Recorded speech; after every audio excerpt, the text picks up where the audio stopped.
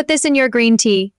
And suddenly you're not the one saying not tonight anymore, and don't skip any part of the video because after listening you will never be same again. Your wife will so satisfy that she will beg for more. Subscribe my channel and write in comment where are you watching from. Start with a line that instantly disrupts the viewer's pattern of scrolling, something that feels a little controversial, a little mysterious, and impossible to ignore. The goal isn't just to grab attention, but to create a split-second reaction like, wait, what did they just say? That pause is everything. Use everyday elements like green tea and pair them with an unexpected twist so it feels both familiar and intriguing at the same time. Keep the sentence short, sharp, and loaded with implication rather than explanation. The more it sparks curiosity and a hint of disbelief, the more likely people are to stop.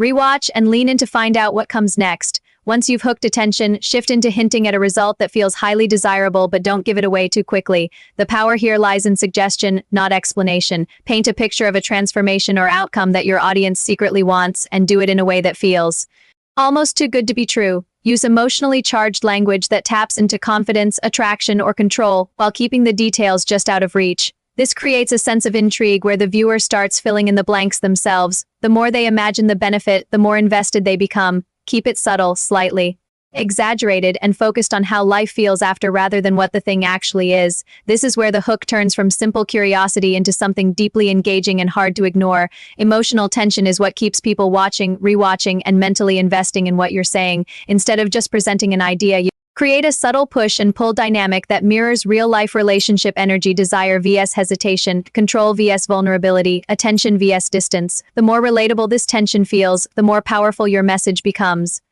To build this effectively, you want to tap into emotions that people don't always say out loud but constantly feel: wanting to be desired, wanting to feel in control, wanting to be chased instead of doing the chasing. These are universal emotional triggers. When you hint at a shift in these dynamics, especially in relationships, it immediately creates intrigue. The audience starts thinking, wait, what if this could actually change how things feel? That question alone keeps them engaged. Instead of stating things directly, suggest scenarios. For example, imply a change in behavior or reactions without fully explaining why it's happening. This creates a gap between what is and what could be. That gap is emotional tension. You're not just describing a result, you're letting the audience feel the difference between their current reality and a more desirable one. The stronger that contrast, the more compelling your message becomes. Another important part of emotional tension is subtle conflict, not aggressive or negative conflict, but a kind of underlying friction. Maybe it's the idea that things aren't quite where they should be, or that something is missing, or that the balance of attention in a relationship feels slightly off. When you introduce this gently, it resonates without pushing people away. It feels real, and when something feels real, people trust it more. You also want to layer in anticipation. Don't resolve the tension too quickly. Let it build. Let the audience sit in that curiosity for a moment. The longer they stay in that state of almost understanding, but not quite, the more invested they become in finding the answer. This is where pacing matters: slow enough to build intrigue, but not so slow that it loses momentum. Tone plays a huge role here as well. Keep it confident, slightly suggestive, and emotionally aware. Avoid sounding overly instructional or clinical. Instead, make it feel like you're revealing something subtle but powerful, something that changes the way people see their own situation. When the tone feels intimate and knowing, it pulls the audience in even deeper. Finally, remember that emotional tension works best when it feels personal. Even though you're speaking to a wide audience, it should feel like you're speaking directly to one person's experience. Use language that reflects internal thoughts rather than external facts. Make them feel seen. When someone feels like you understand something they haven't fully expressed themselves, they're far more likely to stay engaged and trust what you're saying next. In short, emotional tension is the bridge between curiosity and desire. It transforms a simple hook into something that feels meaningful, relatable, and almost impossible to scroll past. This is where your content gains its edge, the part that makes people feel a little intrigued, a little curious, and maybe even slightly uncomfortable. In a good way, being slightly provocative doesn't mean being explicit or crossing lines. It means suggesting something just bold enough to spark imagination without fully saying it. The power is in what's implied, not what's directly stated.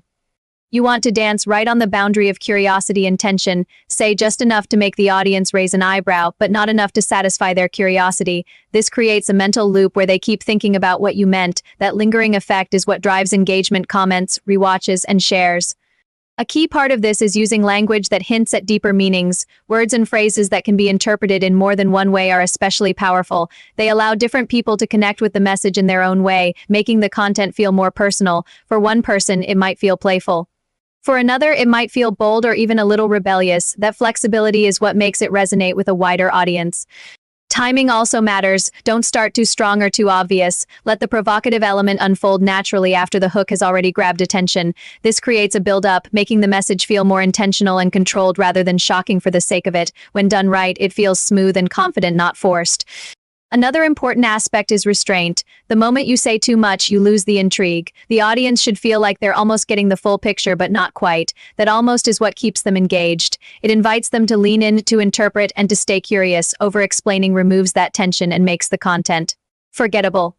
Tone plays a big role here as well. Keep it calm, confident, and slightly suggestive, never desperate or overly aggressive. The delivery should feel effortless, like you're casually revealing something others haven't quite figured out yet. That subtle confidence is what makes the provocative angle feel instead of overwhelming. Lastly, understand that being slightly provocative works best when it aligns with emotion, not just shock value. It should connect back to desire, curiosity, or a shift in dynamics. When the audience feels something, whether it's intrigue, excitement, or even mild disbelief, they become more invested in what comes next, in essence. This key is about mastering the art of holding back just enough. Say less, imply more, and let the audience's imagination do the heavy lifting. This is the final and most strategic piece, knowing what not to say. Leaving a gap means intentionally holding back key information so the audience feels an urge to fill in the missing pieces themselves. Instead of delivering a complete, neatly wrapped message, you create an open loop that keeps their mind engaged even after they've heard your words. That mental itch, "I need to know more," is what drives deeper attention and action.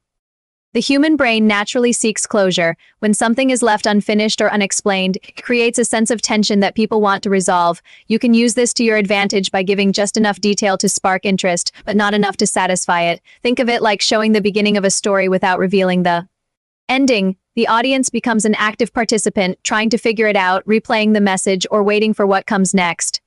To do this effectively, focus on outcomes without fully explaining the process. Hint at a result, suggest a transformation, or describe a shift, but stop short of telling them how it happens. This keeps the spotlight on curiosity rather than information. The more they wonder, the more invested they become.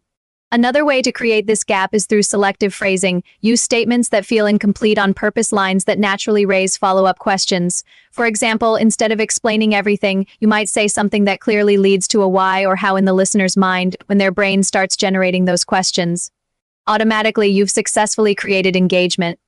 Pacing is important here too. Don't rush to fill the silence. Let the idea sit for a moment. A slight pause, whether in speech or structure, can amplify the feeling that something important is being held back. That pause gives the audience time to process and lean in mentally. It's also important to balance this with clarity. Leaving a gap doesn't mean being confusing or vague to the point of frustration. The audience should understand the direction of what you're saying. They just shouldn't have all the answers yet. If they feel completely lost, they'll disengage. But if they feel close to understanding, they'll stay hooked. Finally, this technique works best when paired with confidence. Deliver your message as if the missing piece is intentional, not accidental. It should feel like you're choosing not to reveal everything yet, rather than not knowing what to say. That subtle authority builds trust and makes the audience more willing to follow along. In short, leaving a gap turns passive viewers into curious thinkers. It keeps your message alive in their mind, encourages them to seek more, and makes your content far more memorable than something that explains everything up front.